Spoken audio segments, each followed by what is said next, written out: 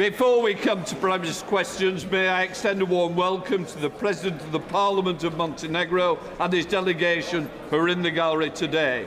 We now come to Prime Minister's questions. Number one goes to Ian Lavery. Prime Minister. Thank you, Mr. Speaker. Mr. Speaker, our budget took important measures to tackle the cost of living. That's why we've frozen rail fares, prescription charges and cut energy bills for every family by £150.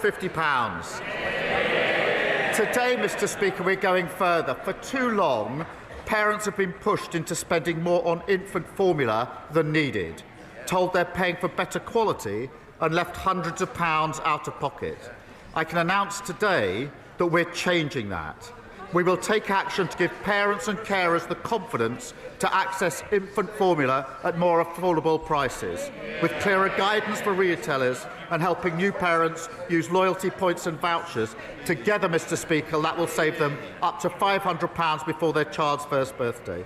That builds on our action to lift 500,000 children out of poverty and breakfast clubs, and our child poverty strategy will be published later this week.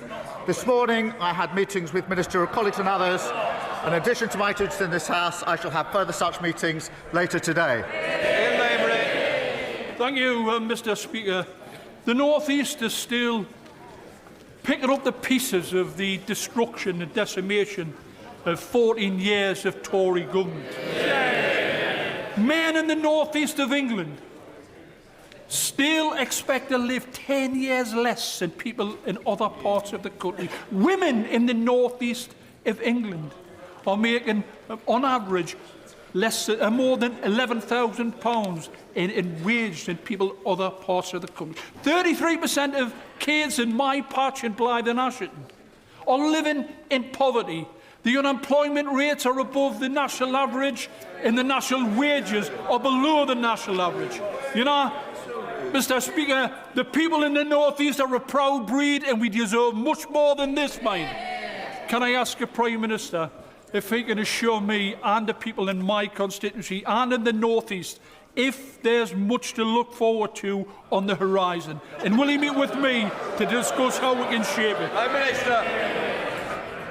He talks about poverty in his constituency and they heckle him. They should be ashamed. It is our moral mission to tackle poverty, Mr. Speaker. We've abolished the two-child cap. That will be over 3,000 children, I think, in his constituency lifted out of poverty. I'm very proud to be able to do that. We've boosted the national minimum wage by £1,500. We're adding £150 that we're taking off everyone's energy bills. We're driving economic growth right across the country, devolving power and investing across all of the country. Come to the Leader of the Opposition, Kemi Badenoch. Thank you, Mr. Speaker. And can I first of all pay tribute to Sir John Stanley, who passed away yesterday. Sir John was a dedicated MP for 41 years, and we send our deepest condolences to his family. Mr. Speaker, does the Prime Minister believe that when an organisation descends into total shambles, the person at the top should resign? Mr. Speaker, can I first join in her comments in relation to Sir John, and I'm sure I speak for the whole House in that respect. Mr. Speaker, I was very proud to lead this party at the budget last week, where the Chancellor set out that we would protect the NHS, which we've done in the budget, create the conditions for economic stability, not repeating the mistake of austerity, and bearing down on the cost of living by taking £150 off energy bills. We're fixing the mess that they left, and I'm very proud to be doing so. Mr. Speaker, he doesn't want to answer a question about taking responsibility because he likes to blame everyone else except himself, and so does the Chancellor. We now know that the head of the OBR was forced out for telling the truth, that the Chancellor did not need to raise taxes on working people. We also know that the Chancellor was briefing the media, twisting the facts, all so she could break her promises and raise taxes. Mr. Speaker, if she was a CEO, she would have been fired, and she might even have been prosecuted for market abuse. That's why we've written to the Financial Conduct Authority. So will the Prime Minister ensure the Chancellor fully cooperates with any investigation? Prime Minister. She's completely losing the plot. She clearly didn't read. May I pay tribute to Richard Hughes and his leadership of the OBR? He made very clear why he stepped down, and I've made very clear my support of the OBR. But she says take responsibility. Under this Chancellor, Mr. Speaker, growth is up this year, defeating and beating the forecast. Wages are up, more since the general election than in 10 years of the Tories. We've had, I think, 5 interest rate cuts. NHS waiting lists are down. We've had record investment into this country. We're turning the page on their austerity and reckless experiment on borrowing. I'd compare that record to them every day of the week. Mr. Speaker, the Prime Minister talks about losing the plot. Let me read to him what his own cabinet members are saying, and I quote, "The handling of this budget has been a disaster from start to finish."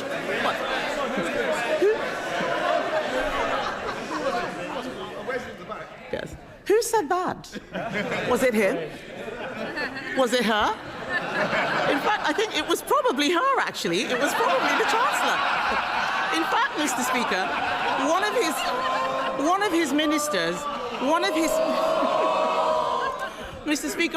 of his ministers said the Chancellor and Prime Minister look weak and incompetent. The country agrees. We know that there were endless Treasury briefings to justify raising taxes on hard-working people to pay for benefits. And those briefings had real-world consequences. Hundreds of thousands of people drew down their pension, an irreversible act.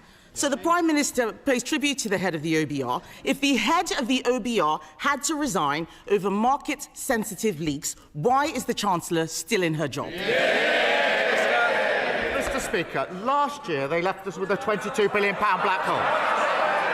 This year, at the beginning of the process, the OBR did a productivity review on their record in office, and that cost an additional £16 billion that we had to find in the budget. But notwithstanding that, Mr. Speaker, we protected the NHS, waiting times are coming down. Notwithstanding that, we've got cutting borrowing at the fastest rate in the G7.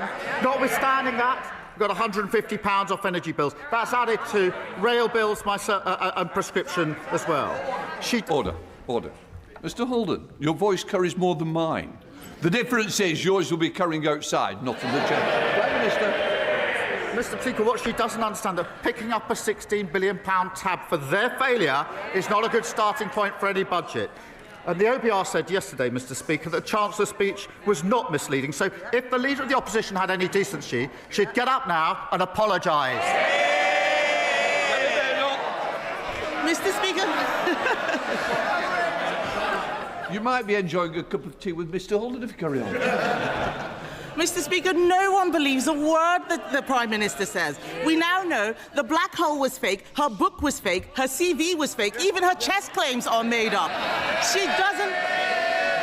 She doesn't belong in the Treasury, she belongs in La La Land. They raised taxes on working people, that's £16 billion, was to increase benefits to protect them from their backbenchers. He now boasts about removing the 2-child benefit cap. But he used to say that it was unaffordable. He even removed the whip from 7 of them for wanting the same thing. He is very happy to throw them under a bus when it pleases him. So I asked the Prime Minister, how did it suddenly become affordable at the very time he needed to save his own skin? Mr. Speaker, the vast majority of families we helped in the budget are in work. Yes. 3/4 of children in poverty are in working families.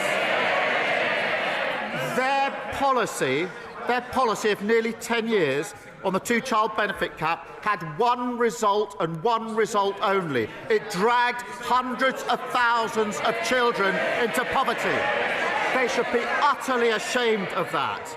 And I'm very proud that we're lifting 500,000 children out of poverty, because I profoundly believe that every child should have a chance in life. Every child should be able to go as far as their talent will take them. So that's why we're lifting 500,000 out of poverty. But they're the same old Tories, the party of child poverty. If all of this is true, why did he take the whip away from the people who are asking for it.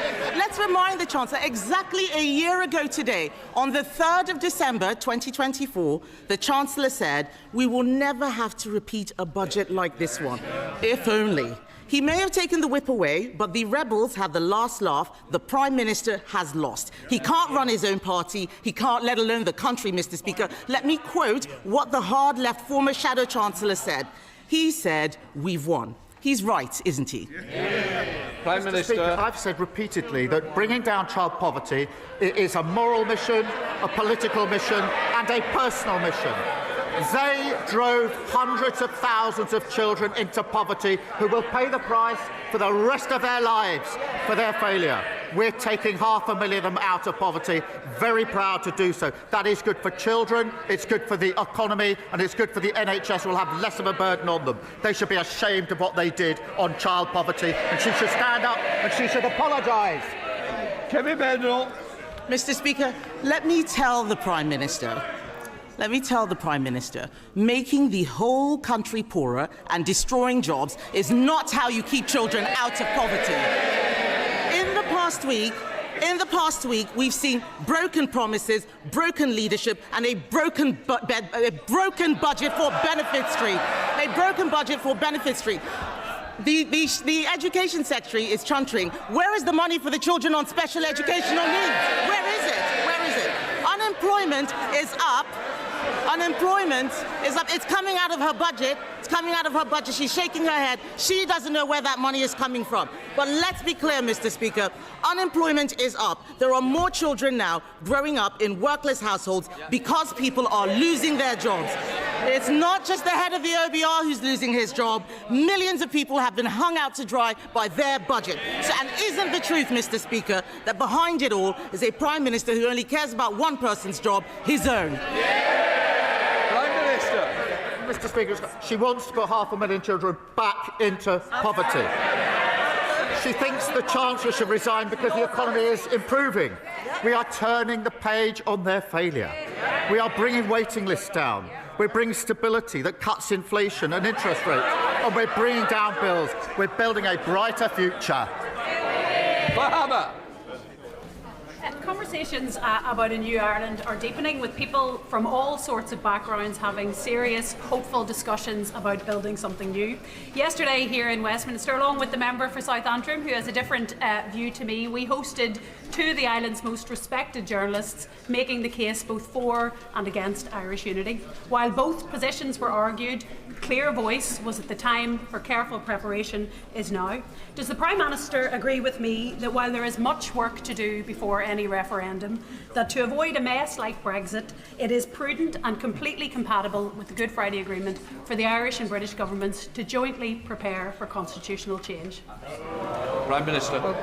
Can I thank her for her question? One of the greatest achievements of the last Labour government was the Belfast Good Friday Agreement, and we fully support that agreement, which brought peace and stability for Northern Ireland. It does, as she well knows, set out a process for future decisions, which under the agreement I support. And we are focused in working constructively with the Executive and others on all issues, including the record settlement under the budget for Northern Ireland. The Liberal Democrat, Sir Ed Davey. Thank you, Mr. Speaker. Can I join the Leader of the Opposition in paying tribute to Sir John Stanley and sending our condolences to his family? I had the huge pleasure of working with him over a number of years on developing the relationship between our country and Korea, and he was always a true gentleman. Mr. Speaker, yesterday I was in Royal Tunbridge Wells, where tens of thousands of people have had no water for 5 days. This is now a public health emergency, and shockingly, it's the second time in just 3 years when South East Water have let down the people of Tunbridge Wells badly. Parents are queuing up for bottled water for their kids. Pensioners are relying on neighbours to fetch some water for them. Businesses have closed down. Schools and GPs have been forced to shut. South East Water said it would be sorted on Monday, then yesterday, and today it still hasn't been sorted. So will the Prime Minister convene COBRA? Does he agree that it's time for him to get a grip of this crisis, so it is sorted. Well, can I thank him for raising this really important issue? And it is shocking for all the reasons he set out. And I too have heard South East Water say, as he rightly says, actually Sunday into Monday, Monday into Tuesday, and Tuesday into Wednesday, that they were sorting it, and they still haven't sorted, and there's really serious consequences. And we are bearing down on that, as he would expect, because it's such a serious issue. Sir Ed Davey. Prime Minister's reply and the actions of the Water Minister, but I do think the government will need to do more because South East Water have failed so badly. If I can turn to the budget now, Mr. Speaker, the Prime Minister's chief economic advisor has recommended a customs union with the EU as one of the most effective ways of generating growth, and we agree. So instead of hitting people with higher taxes in the middle of a cost of living crisis, will the Prime Minister change course in economic policy and listen to the piece of wise economic advice from his own economics advisor? Prime Minister. Well, Mr. Speaker, we are getting closer relationships with the EU on a number of fronts, including trade and the economy, because that is good for businesses across our country, has been welcomed by them. We'll continue down that path, but we do have clear red lines in relation to the single market and the customs union. So within those constraints, we will move closer. Dr. Becky Cooper. Mr. Speaker, gambling addiction is a serious public health harm, causing ill health and misery for millions of people in this country. The industry now spends £2 billion a year on advertising, often targeting vulnerable people and exposing our children to harm. Along with many members across this House, I very much welcome the Chancellor's announcement last week to tax harmful online gambling products.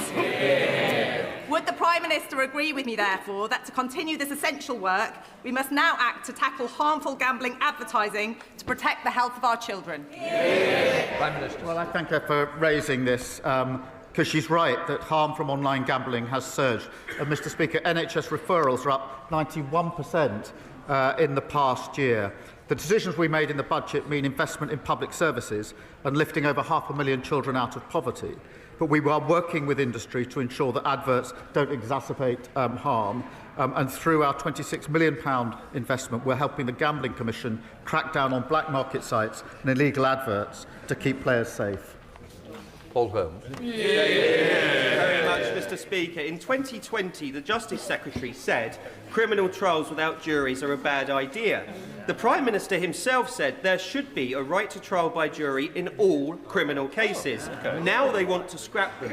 Mr. Speaker, with a Chancellor who can't count and a Justice Secretary who's lost count of the number of people he's let out of prison, is it any wonder that the people of this country can't trust a single word this Prime Minister or government says ever again? Mr. Speaker, they left a broken criminal justice system where victims of rape and serious sexual violence are waiting 3 or 4 years for trial.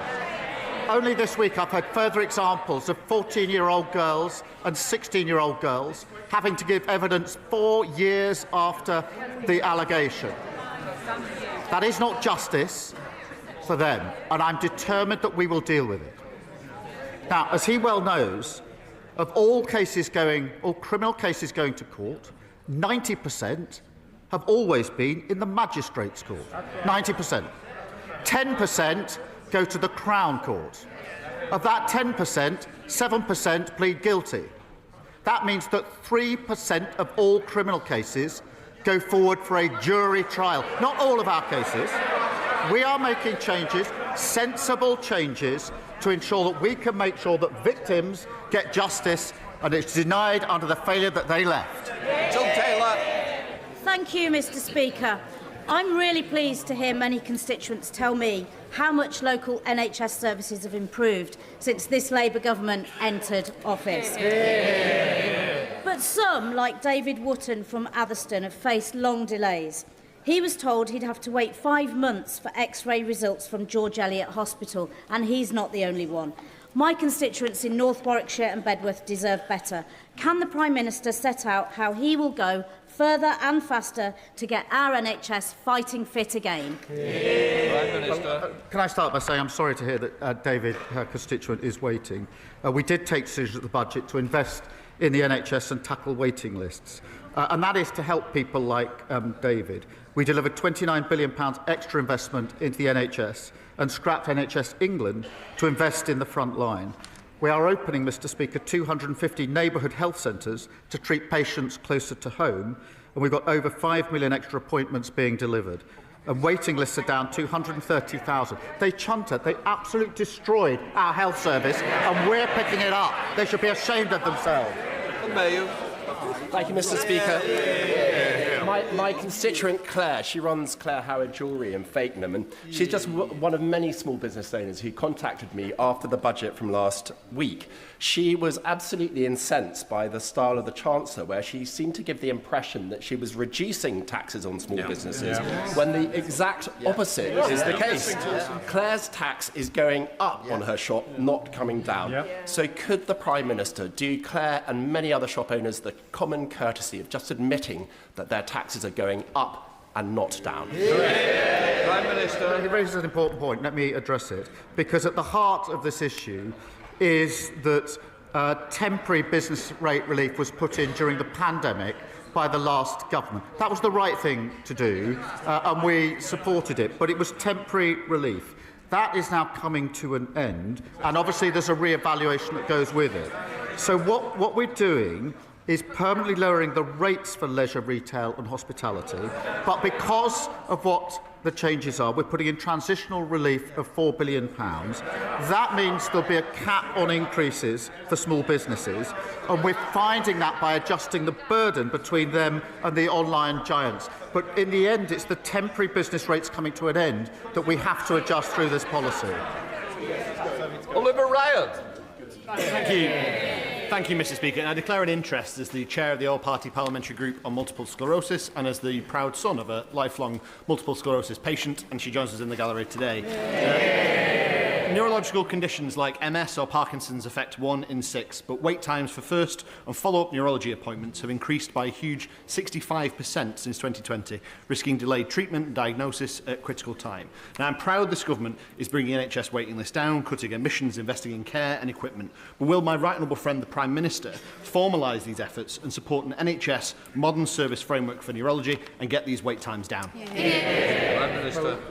Can I thank him for his question and for sharing the personal interest that he has in this. We are focused on bringing down waiting lists and making sure every patient receives the best possible care. As he knows, the 10-year health plan announced a new modern service framework to help rapidly improve care, and I'll reassure him we'll do absolutely consider whatever else we can do. And in the meantime, we're acting to improve neurology care and have cut wait time for care, neurology waiting times by over 15,000. Thank you, Mr Speaker. Alison in Oxford is threatened with new service charges by her housing association Green Square Accord for shrubbery she happily cut herself for 22 years and a cleaning of a communal area that simply doesn't exist. Meanwhile, Rebecca's charges have more than doubled over the last 4 years with no explanation why. They are not the only provider doing this. It's a wild west out there.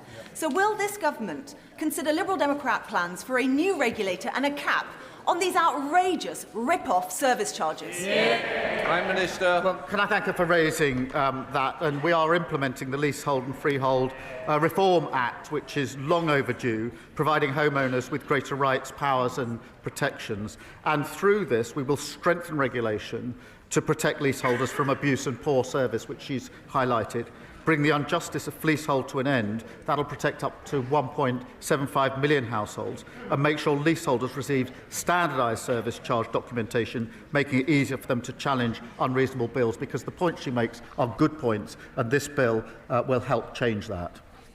Graham Stringer. Mr Speaker, this country can be proud of its history of religious tolerance and religious freedom. The quid pro quo of that is the right to criticise religion. Can the Prime Minister ensure this House that there will be no introduction or reintroduction of a blasphemy law, either by statute, by judicial overreach, or by a non-statutory definition of Islamophobia? Yes, I can give him that assurance, and it's important that I do so. Lewis Cocking. Mr. Speaker, the best form of welfare in this country should be a well-paid job. But with unemployment up and this Labour government has chosen to raise taxes to spend more on an even bloated welfare and benefit system, is the Prime Minister happy with the message that sends to my hard-working constituents in Broxbourne and constituents from right across the United Kingdom? We have a broken welfare system. Who broke it? Guess. The party opposite. We're bringing in reforms to change it and mend it. And what did they do? They voted against them. And under their watch, they drove up welfare spending by £33 billion. So we need no lectures from them on welfare. Mr. Speaker, as a lifelong Dale fan, I'm delighted that Rochdale Football Club are top of the National League right now. But after 14 years of Tory cuts, sadly, my town is near the top of another league table, a league table people don't want to be in, the child poverty league table. So does the Prime Minister agree that lifting 5,000 kids out of poverty in Rochdale, plus cutting the energy bills by 150 quid for every household, and crucially expanding the Warm Homes discount, will mean that this budget is a family budget that reduces the cost of living for everyone in the country? Let me start by congratulating Rochdale Football Club for being top of the league for the time being. Of course, well, I say that because I know who's top of the Premier League, but it will be March and April we'll actually find out who wins. But, Mr. Speaker, he's right. Thanks to the actions in the budget, every household will see £150 off their energy bills, and because we've extended the Warm Homes discount now to 6 million of the poorest households, they will also save an additional £150. Now, in the North West, that benefits about 280,000 households. That's a huge cost of living support for families, alongside freezing prescription charges, rail fares and boosting the minimum wage. Liz Jarvis. Thank you, Mr. Speaker. My constituent Tracy owns O'Brien's, a lovely cafe in the heart of Eastleigh. She works tirelessly to make it a success, but spiralling costs, including business rates, VAT and the hike to employers' national insurance contributions, mean she hasn't been able to take a salary for 4 months.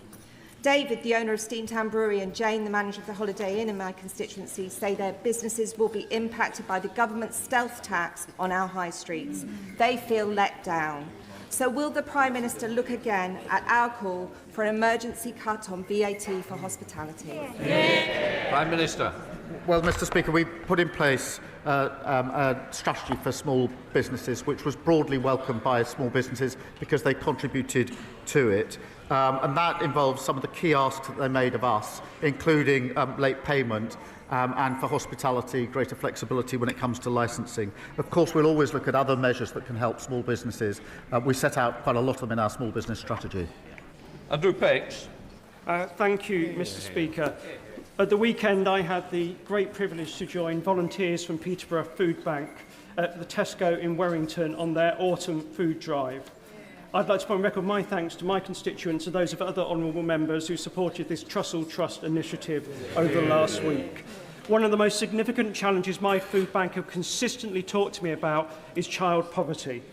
And even though the party opposite oppose our plans, nearly 9,000 children will be lifted out of poverty across Peterborough because of the decisions our Chancellor took in the budget last week.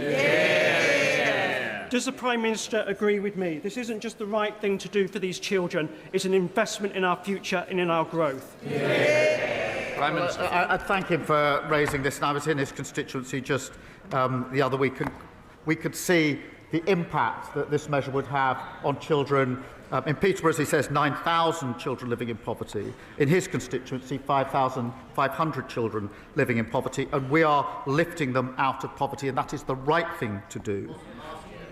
The party opposite shamefully dragged hundreds of thousands of children into poverty, and they will pay that price for the rest of their lives. They should be ashamed of themselves.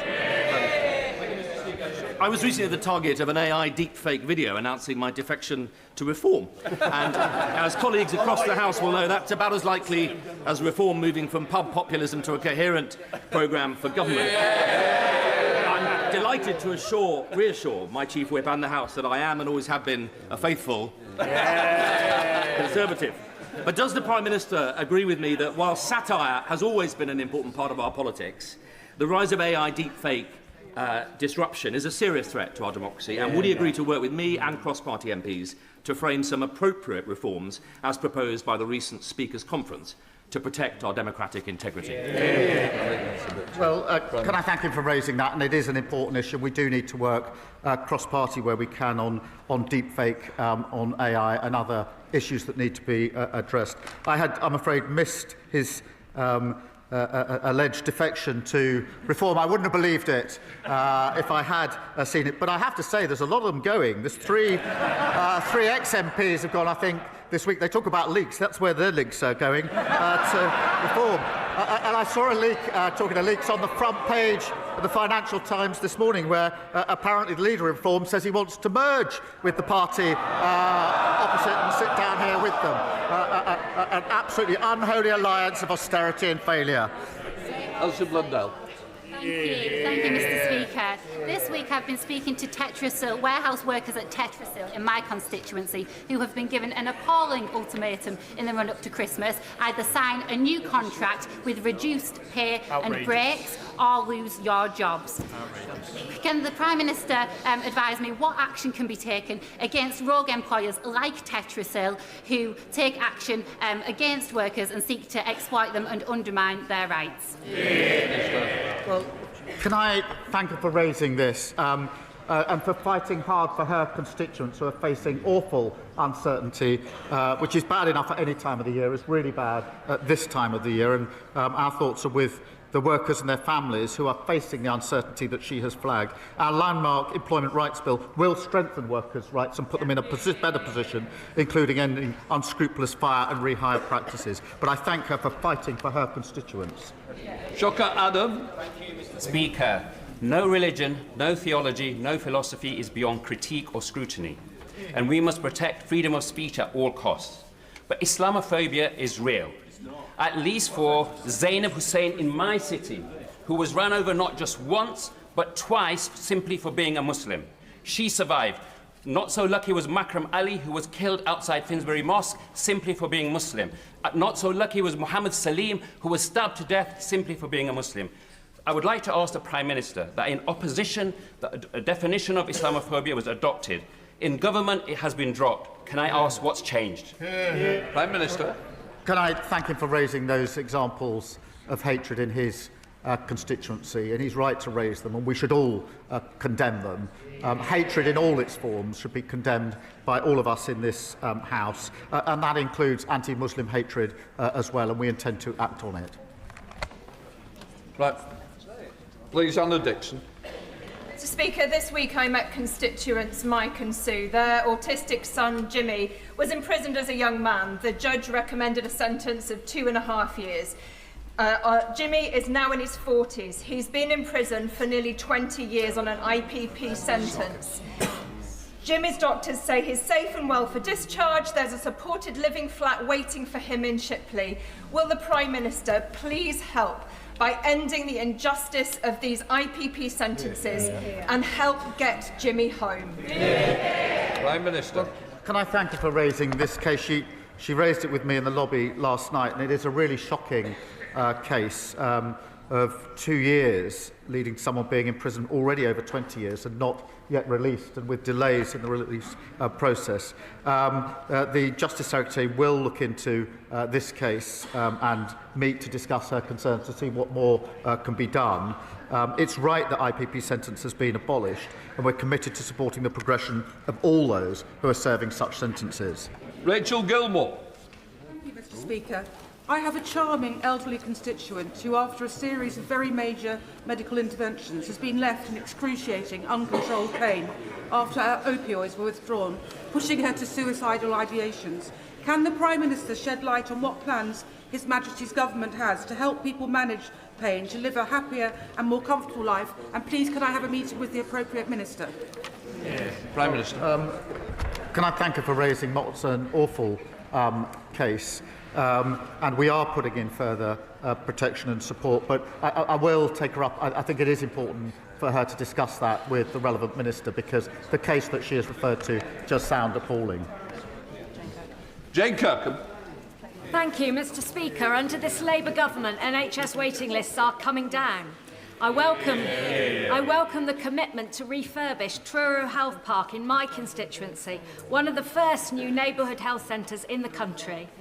Cornwall's already leading the way with new neighbourhood health teams, and upgrading Truro Health Park will help deliver care for patients in their own communities.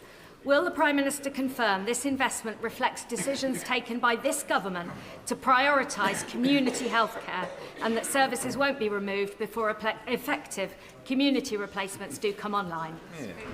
Prime Minister. Well, I thank her for raising this. I'm delighted that her constituency will benefit from one of the new 250 centres. Neighbourhood health centres will provide simpler, more convenient access to a full range of health and care services on people's doorsteps, and GP services will be protected before it comes online. This is about early intervention, Mr. Speaker, continuing to drive down NHS waiting lists and creating a more modern NHS that is fit for the future. Bernard Jones.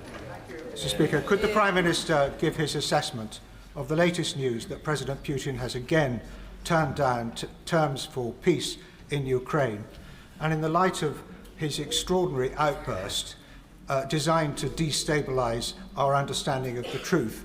He did say Russia is ready for war with NATO. How ready are we? Prime Minister. Can I thank him for raising this? And I updated the House last week on the attempts to get a lasting peace.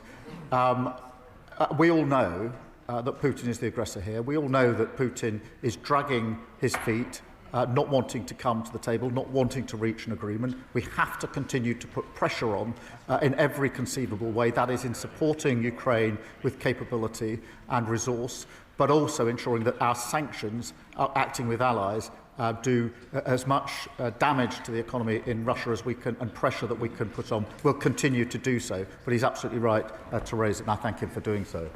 That completes Prime Minister's questions. Let the Chamber change over. Thank you.